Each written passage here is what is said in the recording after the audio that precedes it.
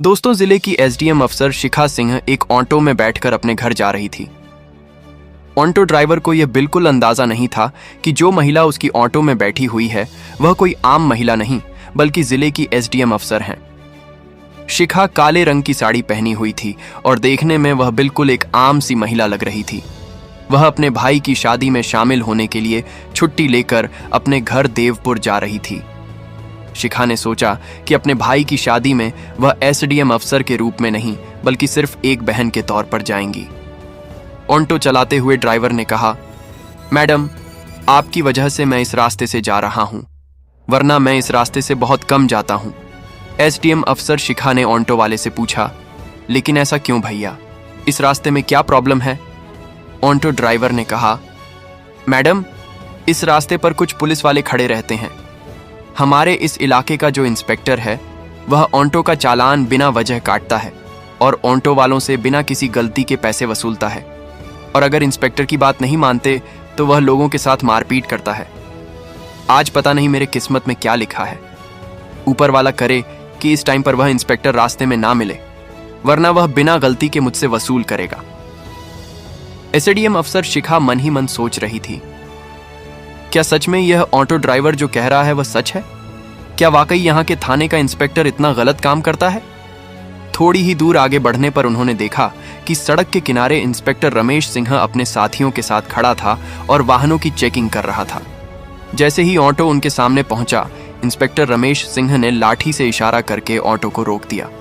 फिर इंस्पेक्टर गुस्से में बोला, अरे वो पायलट, नीचे उतर। तेरे बाप की सड़क है क्या? इतनी तेज स्पीड में ऑटो चला रहा है, कानून का कोई डर नहीं है क्या? चल अब जल्दी से 5,000 रुपए का चालान भर। इतना कहकर इंस्पेक्टर ने चालान बुक निकाल ली। ड्राइवर सुरेश डरते हुए बोला, साहब, मैंने कोई नियम नहीं तोड़ा, आप किस बात का चालान काट रहे हैं? कृपया ऐसा मत कीजिए, मेरी कोई गलती नहीं है और अभी मेरे पास इतने पैसे भी नहीं हैं। मैं आपको 5,000 रुपए कहां से दूं? यह सुनकर इंस्पेक्टर रमेश और भड़क गया। उसने ऊंची आवाज में कहा, ज्यादा जुबान मत चला मेरे सामने। पैसे नहीं है तो ऑटो क्या फ्री में चलाता है? जल्दी से ऑटो के कागज निकाल, कहीं यह ऑटो चोरी का तो नहीं है? ड्राइवर ने जल्दी से सारे कागज निकाल कर दिखा दिए। कागज बिल्कुल ठीक थे, सब कुछ पूरा था। लेकिन इंस्पेक्टर रमेश ने फिर भी कहा, कागज तो सही है लेकिन चालान तो भरना ही पड़ेगा। अब 5 नहीं तो 3,000 रुपये ही दे, वरना तेरी यह ऑटो अभी सीज कर दूंगा। पास ही खड़ी एसडीएम अफसर शिखा सिंह ये सब कुछ ध्यान से देख और सुन रही थी। उन्होंने देखा कि किस तरह इंस्पेक्टर रमेश सिंह एक गरीब और मेहनती ऑटो ड्राइवर को बिना वजह परेशान कर रहा था, उससे पैसे वसूलने की कोशिश कर रहा था। उनके मन में गुस्सा तो आया, पर उन्होंने खुद को शांत रखा ताकि पहले पूरी सच्चाई समझ सकें और फिर सही समय पर कार्यवाही कर सकें। ऑटो ड्राइवर ने डरते हुए इंस्पेक्टर रमेश से कहा, साहब, इतने पैसे मैं कहां से लाऊं? अभी तक तो सिर्फ 3,000 रुपए की ही कमाई हुई है, मैं कैसे आपको 3,000 रुपए दूं? कृपया छोड़ दीजिए साहब, जाने दीजिए। मेरे छोटे छोटे बच्चे हैं, मैं गरीब आदमी हूं, दिन भर मेहनत करके अपने परिवार का पेट पालता हूं, मुझ पर रहम कीजिए साहब। लेकिन इंस्पेक्टर रमेश सिंह को जरा भी दया नहीं आई। वह गुस्से में भर उठा।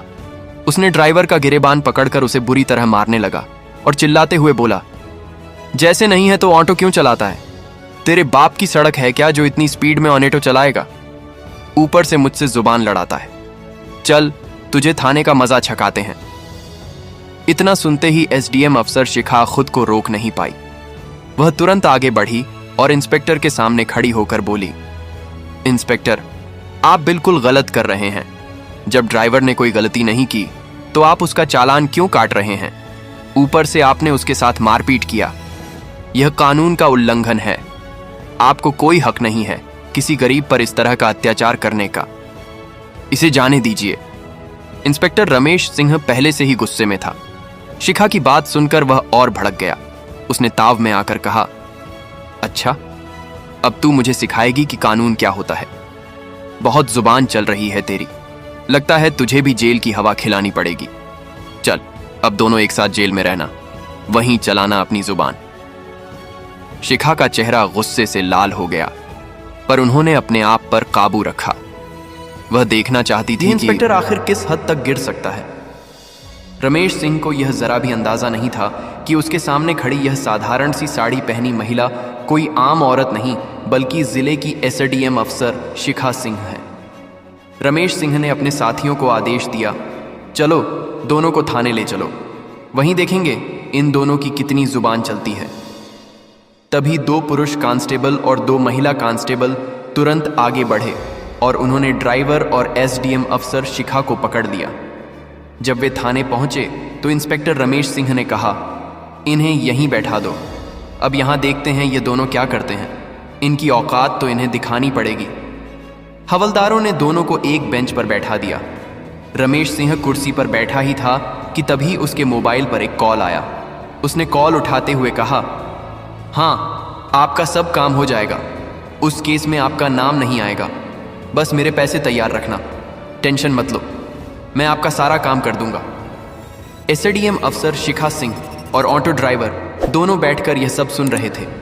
शिखा मन ही मन सोच रही थी, ये इंस्पेक्टर ना केवल सड़कों पर लोगों को परेशान करता है बल्कि थाने के अंदर भी रिश्वत लेकर काम निपटाता है। वह गरीबों को लूटता है और उनका हक मारता है। शिखा ने गुस्से को दबाए रखा। वे जानती थी कि अभी तात्कालिक गुस्से में कुछ करना ठीक नहीं होगा।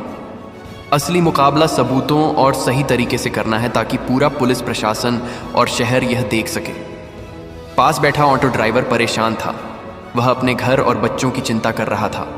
शिखा ने उसकी तरफ देखा और शांत स्वर में कहा, आप घबराइए मत, ये इंस्पेक्टर आपका कुछ नहीं कर पाएगा, मैं आपके साथ हूँ, मैंने सब देख लिया है और मैं इसे बेनकाब करूँगी। आप निश्चिंत रहें, आपकी कोई गलती नहीं है, आप सुरक्षित हैं। मैं कोई आम महिला नहीं हूँ, मैं एसडीएम अफसर शिखा सिंह हूँ। मैं इस इंस्पेक्टर के सारे काले कामों का पता लगा रही हूँ, इसीलिए अभी चुप रहकर सब देख रही हूँ, फिर सब साफ करके इसकी औकात लोगों के सामने दिखाऊंगी। ये सुनकर ऑटो ड्राइवर को थोड़ा सुकून मिला। उसने एक गहरी सांस ली और बोला, क्या आप सच में एसडीएम अफसर मैडम? लेकिन जब मेरे साथ ये सब हो रहा था तो आपने कुछ क्यों नहीं कहा, मुझे बचाया क्यों नहीं? आप कहीं झूठ तो नहीं बोल रही हैं या आप इन लोगों से मिली हुई तो नहीं हैं? ड्राइवर थोड़ा घबराया हुआ था। शिखा ने उसे शांति से भरोसा दिलाया, नहीं, मैं इन लोगों से नहीं मिली हूं, मैं सच में इस इंस्पेक्टर को बेनकाब करने के लिए चुप बैठी हूं। बस मैं देख रही हूं कि यह इंस्पेक्टर और कितने गलत इल्लीगल काम करता है, इसीलिए अभी चुप हूं, वरना चाहूं तो इसे तुरंत सस्पेंड भी करवा सकती हूं। तुम थोड़ा इंतजार करो, फिर देखो आगे मैं इसका क्या हाल करती हूं। कुछ देर बाद इंस्पेक्टर रमेश सिंह अपने कैबिन में चला गया। फिर उसने एक हवलदार को बुलाया और कहा, उस ऑटो ड्राइवर को बुलाकर लाओ। हवलदार तुरंत बाहर गया और ड्राइवर से बोला, साहब ने आपको अंदर बुलाया है। ये सुनकर ड्राइवर डर गया, मगर शिखा ने उसे हिम्मत दी और कहा, तुम परेशान मत हो, जो भी होगा मैं सब देख लूंगी। वह इंस्पेक्टर के पास गया। इंस्पेक्टर राणा ने ड्राइवर को देखकर हंसते हुए कहा, देख, अगर तुझे तेरी ऑटो बचानी है तो तुझे 3000 रुपये तो देने ही होंगे, वरना मैं तेरी ऑटो सीज कर दूंगा। ऊपर से तू मेरा दुश्मन भी बन जाएगा। पूरे इलाके में मेरा ही राज चलता है, मैं जो चाहूं वह कर सकता हूं, मुझसे टक्कर मत लेना, जो मैं कह रहा हूं वही कर। जल्दी से 3000 रुपये चालान भर दें। ड्राइवर का दिल जोर से धड़कने लगा। वह रोते हुए बोला, सर ऐसा मत कीजिए, मेरा हाल देखिए, अभी मेरे पास इतने पैसे नहीं हैं, मैं आपको 3000 रुपये कैसे दूं? प्लीज़ मुझे छोड़ दीजिए, मेरे घर में छोटे छोटे बच्चे हैं, मैं उन्हें क्या खिलाऊंगा? इंस्पेक्टर गुस्से में बोला, देख, मैं तेरी कोई भी बात नहीं सुनूंगा, पैसे दे वरना तू बर्बाद होगा, तेरे परिवार को भी नुकसान होगा। अब पैसे तो तुझे देने पड़ेंगे। डर की वजह से ड्राइवर ने झट से जेब से आज 2000 रुपये निकालकर इंस्पेक्टर को दे दिए और कहा, मेरे पास बस इतना ही है, प्लीज़ ये रख लीजिए और मुझे जाने दीजिए। इंस्पेक्टर पैसे लेते हुए बोला, ठीक है, जा बाहर जाकर बैठ जा, और अब उस औरत को भेज जो तेरे साथ आई थी। ऑटो ड्राइवर बाहर आया और बोला, मैडम अब साहब आपको बुला रहे हैं। शिखा बिना झिझक उठी और अंदर चली गई। इंस्पेक्टर रमेश सिंह ने पूछा, नाम क्या है तुम्हारा? शिखा ने आत्मविश्वास भरी आवाज में कहा, मेरे नाम से आपको क्या मतलब है? आप अपनी बताइए, आपने किस लिए बुलाया है? इंस्पेक्टर हैरान रह गया। उसे विश्वास नहीं हो रहा था कि एक आम औरत इतनी हिम्मत और आत्मविश्वास के साथ उससे इस तरह बात कर रही है। वह बोला, देखो, ज्यादा अकड़ मत दिखाओ, हमारे पास हर अकड़ की दवा है। अभी 2 डंडे पड़ेंगे तो सब अकड़ निकल जाएगी। अगर घर जाना है तो जल्दी से 2000 रुपये निकालो, वरना जेल की हवा खानी पड़ेगी। शिखा ने बेखौफ होकर जवाब दिया, मैं आपको RS1 भी नहीं दूंगी। मैंने कोई गलती नहीं की है। आप मुझसे किस बात के पैसे मांग रहे हैं? बिना वजह आपको पैसे देने का क्या मतलब? आप कानून का पालन कर रहे हैं या खुद कानून तोड़ रहे हैं? आपने जो यह वर्दी पहनी है उसका मतलब क्या? सिर्फ गरीबों को डराना है, उनसे पैसे ऐंठना है। क्या यही आपकी ड्यूटी है? यह सुनकर इंस्पेक्टर रमेश सिंह भड़क गया। उसने गुस्से में हवलदार को बुलाया और चिल्लाते हुए कहा, अभी इस औरत को जेल में बंद करो। हवलदार ने आदेश मानते हुए SDM अफसर मैडम को लॉकअप में डाल दिया। किसी को भी इस बात का अंदाजा नहीं था कि आज जो कुछ हो रहा है उसके नतीजे कितने गंभीर होने वाले हैं। शिखा बिना कुछ बोले शांत खड़ी रही। उनकी आंखों में गुस्सा नहीं बल्कि दृढ़ निश्चय झलक रहा था। कुछ देर बाद थाने के बाहर एक पुलिस की गाड़ी आकर रुकी। गाड़ी से IAS हितेश कुमार बाहर निकले। उनके चेहरे पर गुस्सा साफ झलक रहा था। वे सीधे थाने के अंदर गए और एक हवलदार से बोले, सुना है यहाँ किसी औरत को लॉकअप में बंद किया गया है। हवलदार थोड़ा अटक कर बोला, हाँ सर, लेकिन क्या हुआ है? तभी अंदर से इंस्पेक्टर रमेश सिंह बाहर आया और बोला, कौन है रे, क्या बात है? हितेश कुमार ने उसे देखते हुए कहा, सुना है तुमने किसी औरत को लॉकअप में डाल दिया है, मुझे वह देखनी है। रमेश सिंह बोला, हाँ डाला है, चलिए दिखाता हूँ। इतना कहकर इंस्पेक्टर रमेश अधिकारी हितेश कुमार को लेकर लॉकअप के पास गया। उसे ज़रा भी पता नहीं था कि अब जो होने वाला है वह उसकी ज़िंदगी का सबसे बड़ा झटका बनने वाला है। लॉकअप में बंद महिला को देखकर हितेश कुमार चिल्ला उठा, ये तुमने क्या किया? तुम्हें पता है ये कौन है? ये हमारी ज़िले की SDM अफसर मैडम है। तुमने इनको लॉकअप में डाल दिया। रमेश सिंह के पैरों तले ज़मीन खिसक गई। वह डरते हुए बोला, ये SDM अफसर मैडम है, मुझे बिल्कुल अंदाज़ा नहीं था। हितेश कुमार ने तुरंत हवलदार को इशारा किया। हवलदार ने लॉकअप खोला और शिखा बाहर आई। शिखा ने शांत और ठंडी आवाज़ में पूरी बात हितेश को बताई कि कैसे रमेश सिंह ने ऑटो ड्राइवर को रोककर पैसे मांगे, कैसे उसने ड्राइवर के साथ मारपीट की, कैसे उसने उन्हें और ड्राइवर को थाने ले जाकर परेशान किया और बाद में लॉकअप में बंद कर दिया। शिखा ने बताया कि वे सब कुछ देख रही थी ताकि इस इंस्पेक्टर की करतूतों को साबित किया जा सके। हितेश समझ गया कि मामला बहुत गंभीर है। वह तत्काल बाहर निकले, आगे की कार्यवाही शुरू की। सबसे पहले उन्होंने आधिकारिक चैनलों के जरिए अपने वरिष्ठ अधिकारी ADM CO को मामले की जानकारी भेजी। ADM ने रिपोर्ट देखकर स्थिति गंभीर पाई और उन्होंने जिले के प्रशासन को नियमों के अनुसार आधिकारिक सूचना भेजी। जिलाधिकारी DM को आधिकारिक माध्यम से मामले की जानकारी दी गई और कहा गया कि यह मामला तत्काल उच्च स्तरीय जांच मांगता है। DM और ADM दोनों ही मामले की गंभीरता देखते हुए थाने पर पहुंचे। DM ने रमेश सिंह से पूछा, तुमने किस अधिकार से किसी महिला को इस तरह थाने में ठहराया और बिना वजह लॉकअप में डाला? DM ने स्पष्ट कहा कि यह कार्य कानून का उल्लंघन है। गरीब नागरिकों से रिश्वत मांगना और जानबूझकर पिटाई करना आपराधिक कृत्य है। उन्होंने तुरंत निर्देश दिया कि मामले की जांच कराई जाए, संबंधित के खिलाफ आपराधिक कार्यवाही और अनुशासनात्मक कदम उठाए जाए। शिखा ने कहा कि वह इस मामले में गवाही देंगी और साथ में ऑटो ड्राइवर भी गवाही देगा। DM ने तुरंत संबंधित ADM और विजिलेंस विभाग को निर्देश दिए कि वे मामले की पूरी जांच करें।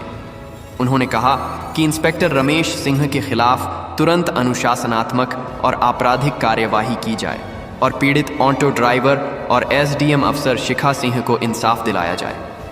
शिखा ने DM को पूरी घटना विस्तार से बताई। उन्होंने कहा कि यह सिर्फ उनका मामला नहीं है, बल्कि ज़िले के कई गरीब और छोटे व्यवसाय लोग इसी तरह के अत्याचारों के शिकार होते हैं। ऑटो ड्राइवर से भी पूछताछ हुई। ड्राइवर ने DM और जांच अधिकारियों के सामने बताया कि किस तरह से रमेश सिंह ने बिना किसी कारण के चालान भरने और पैसे मांगने की धमकी दी। ड्राइवर का बयान भी आधिकारिक फाइल में दर्ज किया गया। जांच शुरू हुई। विजिलेंस टीम ने थाने के रिकॉर्ड और CCTV फुटेज का अध्ययन किया। उन्होंने देखा कि रमेश सिंह कई बार ऑटो चालकों और गरीब लोगों। अगले दिन सूरज की पहली किरण के साथ शहर की सड़कों पर अधिकारियों की गाड़ियों की लाइन लग गई। एडीएम कमिश्नर के साथ कई आईएएस, एसडीएम अफसर, अधिकारी थाने में प्रवेश किए। उन्हें देखकर इंस्पेक्टर रमेश सिंह के चेहरे का रंग उड़ गया।